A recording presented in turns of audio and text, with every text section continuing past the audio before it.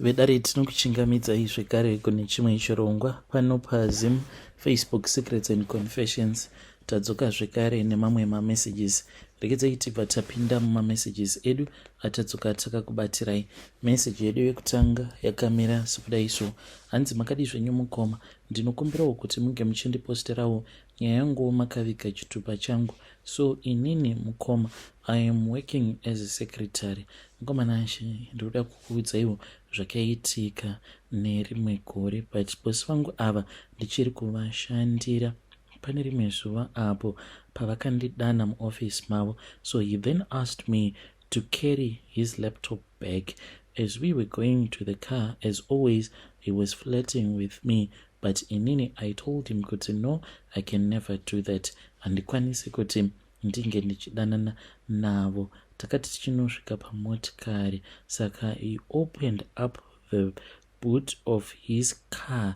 Mukomana, I just looked inside and I saw kuti mainge muine nyoka yainge irimo, but nyoka iyi mukoma yainge isina kumbonyanyisa kukura, and if I can judge the length of that snake, maybe ndingangoti it was round about 500 millimeters.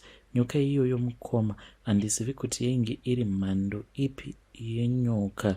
Yainge yakaita kunge chiva, but yainge iine musoro wecobra. What surprised me though was that ndakati ndascreama paya, ndakaridza mhere ndichiti nyoka iyo, as he was busy putting some files into the boot of his car, as if he did not even see kuti mainge muine nyoka yainge irimo. Mukoma nashi, he even chose to ignore me. Ndakati nyoka hamusi kuiona here, nai boss nyoka hamusi kuiona here. He just remained quiet to this very day. Mukoma, I have tried to ask him about that snake that I saw in the boot of his car. Pose pandinovabvunza kuti asi nhai nyoka iya yandakaona iri muboot remotikari yenyu yaiva nyoka here kana kuti it was something else. Mukoma nashi, he just remains quiet. Vanokwanisa kutonditi ko, you are standing there, there are some documents that I have since requested from you. Why are you wasting time? Go and do your job. That is the only response that he gives me. Kubva ipapo kusvika pari zvino, his flirting behavior totally stopped. Saka handiziviwo mukoma nashi kuti chandakaona chaimbori chipuka chakaita sei, kuti ndo chikwambo chacho here kana kuti I was just hallucinating. Because if I was not hallucinating, why is it he claims as if he did not even see that there was a snake, and he does not want to even engage me whenever I have such a discussion with him. Kana variko vakambosanganawo nazvo izvozvo, please ndibatsireiwo mucomment section. Confused ID. Vedari ndo message iyo yandakatumidzirwa ichibva kuna vanzvadze vedu. Zvakangoma hazvo vedu we. Ya, pakaipa. Ngatizame kuti tinge tichitaura navo vanzvadzi vedu ava mucomment section. Regedzai tibva taenda panyedu inotevera. Nyedu inotevera yakamira sekudai so. Hanzi makadi zvenyu mukoma, ndinokumbirawo kuti munge muchindiposterawo nyaya yangu makavigawo chitupa changu. Ini mukoma ndiri murume uye zvekare ndine makore 32 years ekuberekwa. Baba vangu handivazivi, but amai vangu vasati vashayika, ivo vakangoti baba vako ndifata. Ndokubva varamba kundiudza kuti nababa vangu vainge vakasangana kupi zvadii, uye vainge vachiri vapenyu here kana kuti vainge vakashayika. But ivo vakangonditi ndakadanana nababa vako vari fata kudaro, ndakavaisa pamuyedzo. Ende amai vakatoti baba vangu havatozvizivi kuti amai ipapo mushure mekunge vaita zvavakaita, vakazika bonde, then vakabva vachizobatira pamuviri. Ndakabva ndati nhai amai, kusei musina kuzodzokera mukanoudza baba kuti ndo zvainge zvavapo, vakabva vati zvainge zvisingaiti nekuti dai vakazodzokera ikoko ndingadai ndisina upenyu hwandiinahwo pari zvino. Ndakaendeswa kuchikoro kusvika kuyunivhesiti nastepfather vangu, but hanzi ivo vakazozviziva apo pandainge ndava ne10 years kuti ndainge ndisiri mwana wavo, so vakabva vachizongotaurirana because inini ndini first born yaamai vangu. So mushure mekunge vazozvibata stepfather vangu kuti ndainge ndisiri mwana wavo, hanzi vakabva vazongotaurirana vakati saka mwana haafaniri kuti ange achizviziva.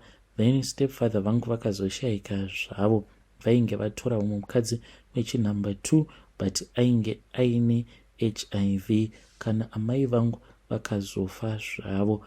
Saka information handitomborina. Hama dzose dzaamai idzo dzinongoti takangofanana newe, handiti unozviziva here kuti amai vako vainge vari munhu wemasecrets. Uye ichokwadi, amai vangu zveshuwa vaichengeta mamwe masecrets anotyisa.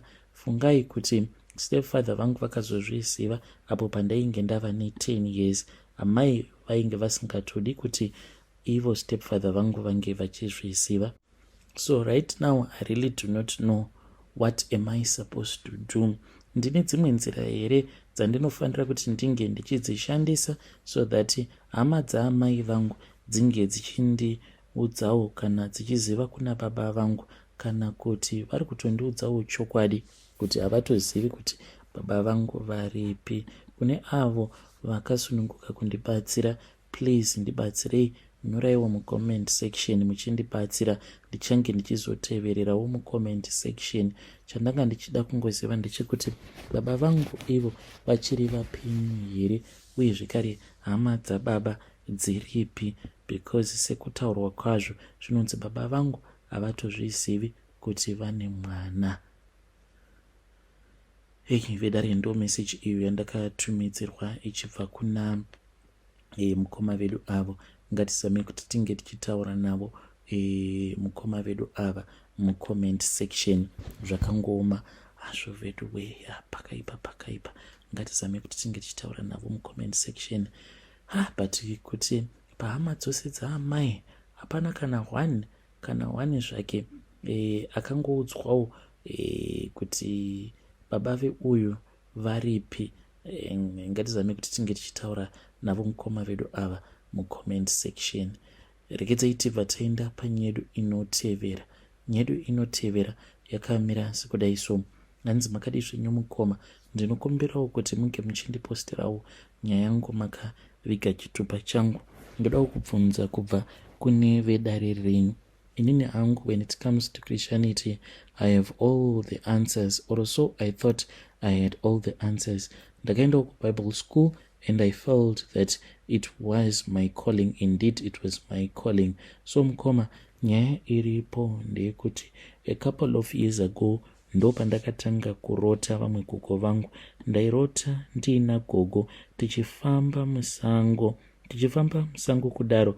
Gogo ndaitovarota vachitondiudza kuti kana ukachera midzi yemuti wakati, midzi iyoyo inorapa zvirwere zvakati nezvakati. So I prayed and I honestly prayed for a very long time, but ndaitoti kana ndikawedzera kunamata ndaitoona gogo vachitoya kwandiri each and every day. Mazuva andinenge ndisinganamati ndainge ndisingambovaroti.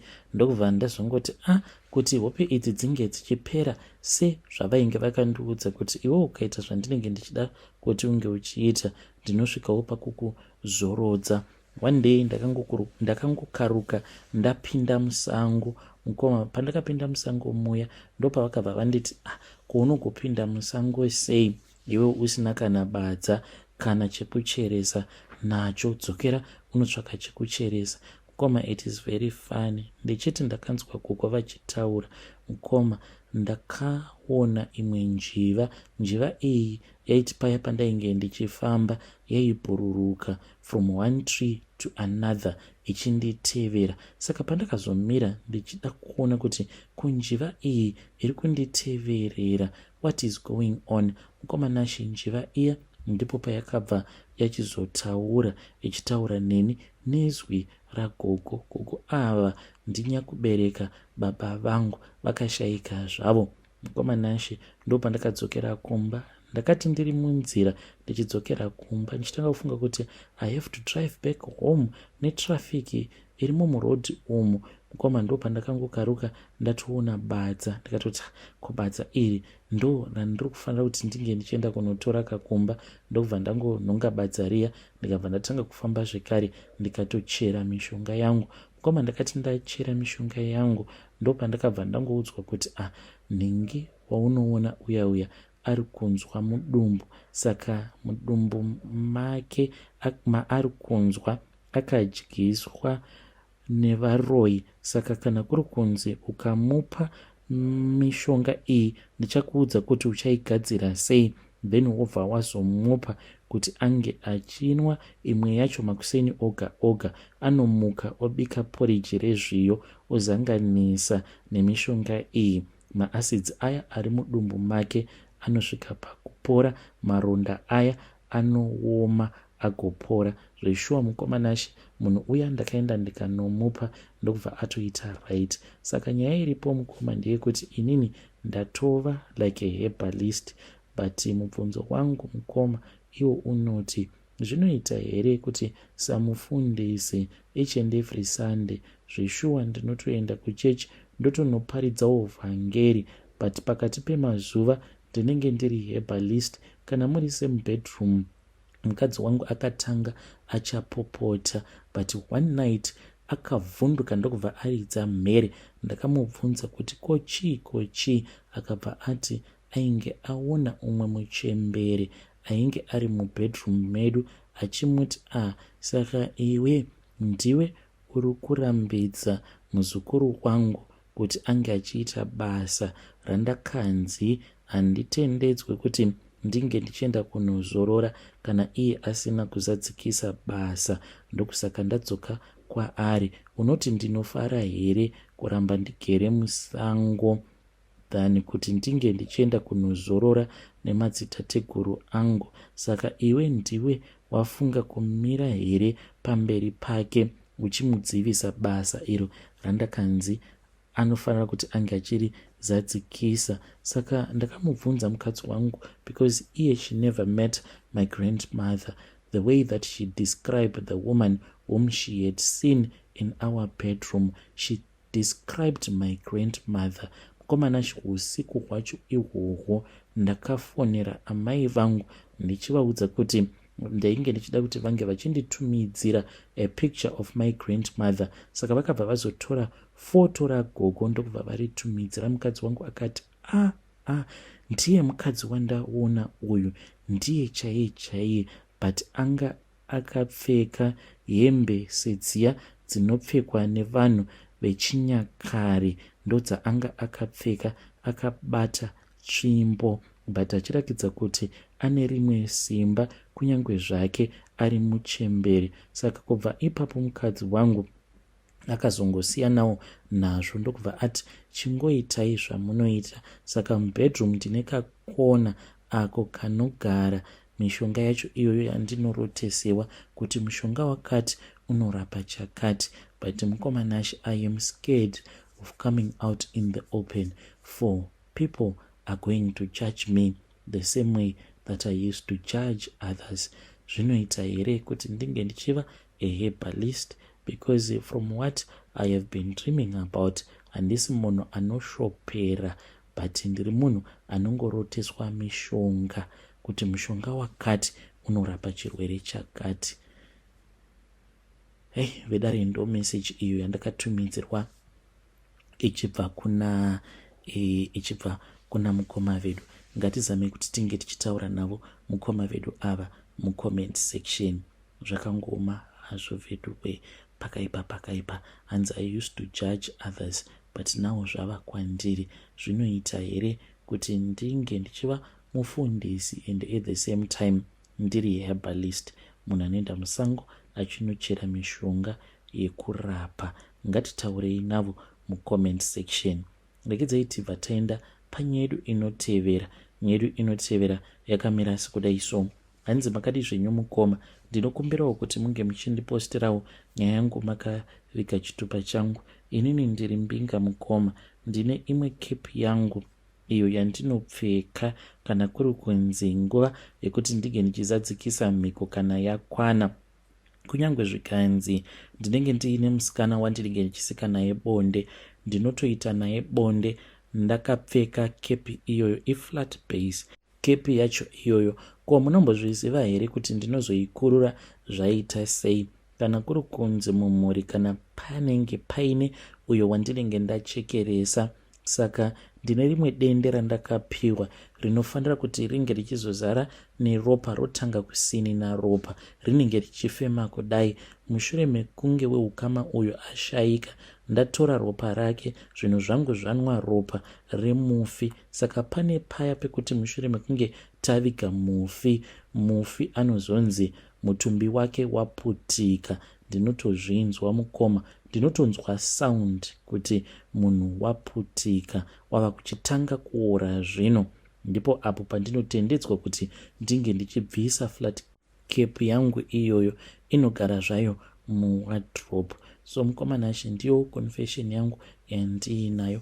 Mukuromba kwangu ndakashandisawo ropa raamai vangu. Handidi hangu kukuudzai zvakawanda nekuti zvimwe zvacho zvandakanoitiswa kuMozambique zvinotyisa kana kutaura. Ndipo paya pekuti unozotosvika kana pakutsvakwa nemaCIO nekuda kweinformation iyo yaunenge wataura paruzhinji.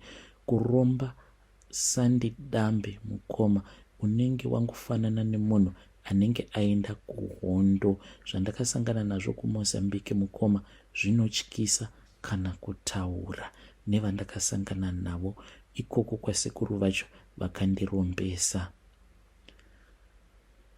Vedare ndo message iyo yandakatumidzirwa ichibva kuna mukoma vedu. Anzi ndakashandisa amai vangu, ndakashandisa ropa raamai vangu muurombwa hwangu. Ngatizame kuti tinge tichitaura navo mukoma vedu ava mucomment section. But hanzi kuromba Sunday nyore. Hanzi pandakaenda kuMozambique ndaifungidzira kuti it is an easy thing to do.